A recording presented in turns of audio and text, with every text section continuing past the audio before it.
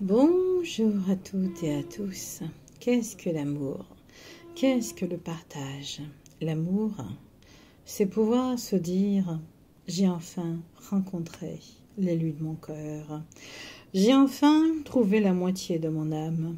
J'ai enfin réussi à être avec quelqu'un d'autre. » Quel que soit son sexe, quelle que soit son appartenance religieuse, quelle que soit sa culture, son niveau de vie social, du moment que vous trouvez le partenaire idéal, que celle-ci ou celui-ci vous aime, vous êtes dans une relation heureuse.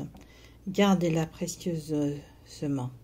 Gardez cette relation, car cette relation vous apportera amour, joie. Et si vous êtes heureux, comme dit le proverbe, il vaut mieux vivre seul, se cacher des autres, pour ne pas avoir les jaloux. Ce que vous pouvez faire, si vous êtes en couple, c'est communiquer le plus au maximum.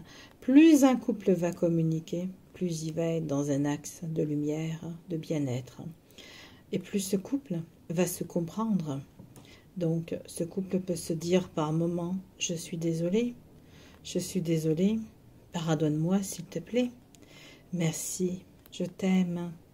Et ça, votre couple, il va reprendre une vie, une meilleure autonomie. Le fait de dire à quelqu'un avec qui on vit au quotidien, nous ne vivons pas comme si nous venions de nous rencontrer, mais peut-être qu'il faudrait y mettre un peu plus de pêche dans votre couple. Le fait de dire je suis désolé, pardonne-moi s'il te plaît, merci, je t'aime. Et si nous faisions un jeu, la vie c'est un jeu finalement, et si nous faisions ensemble exprès de faire comme si nous venions de nous rencontrer. Tu vas au bar, ouais, et j'arrive, et on se parle comme si on ne se connaissait pas. À ce moment-là, nous allons refaire connaissance. Alors je dis le bar, ça peut être une semaine de vacances, ça peut être une journée dans un hôtel où chacun a sa chambre, ils se rencontrent, font exprès. Mais ne pensez-vous pas que de rompre le quotidien permettrait à certains couples, plus que d'autres, de se sentir mieux, de se sentir de nouveau ensemble, de refaire connaissance. Tiens, qu'est-ce que vous aimez, vous? Moi j'aime ça. Ah ben moi j'aime ça.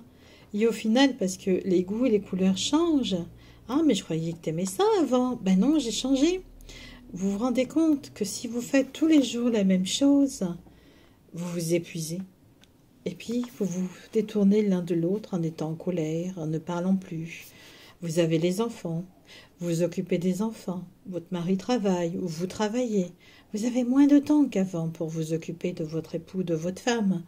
Et puis là, vous vous rendez compte qu'il y a une distance qui a été mise.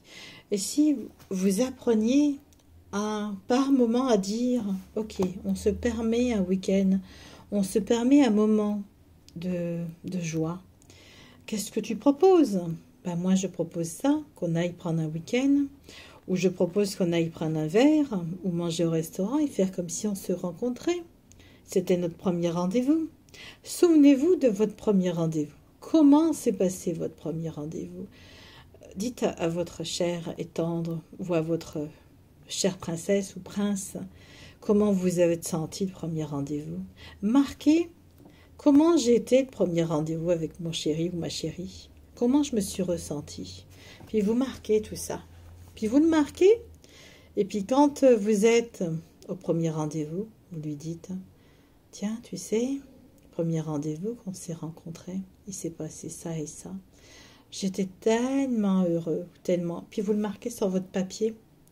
Puis vous en parlez. Si vous pouvez en parler, parlez-en. Il faut communiquer. Il faut parler. Il faut rompre aussi avec la routine, qui n'est pas toujours facile. Plus vous direz « je suis désolé »,« pardonne-moi s'il te plaît »,« merci, je t'aime », plus vous direz merci, plus vous vous remercierez, plus vous vous pardonnerez de ne pas être occupé l'un de l'autre et d'être désolé, et plus vous vous aimerez, plus vous irez ensemble les doigts dans la main. Parce qu'un couple a besoin de compréhension. Un couple, il a besoin de se comprendre. Parfois, c'est difficile quand il y a du monde, des enfants, la famille, etc. Puis parfois, on doit dire une parole qui ne va pas être comprise. La jalousie, l'ego, la parano peut également venir entacher la relation. Donc il faut lui dire, je suis désolée, pardonne-moi s'il te plaît, merci, je t'aime. Je te pardonne également, comme je me pardonne de vivre cette relation comme je la vis. Pensez à ça, c'est très important de vivre au jour le jour. Et c'est très important d'y mettre beaucoup d'amour.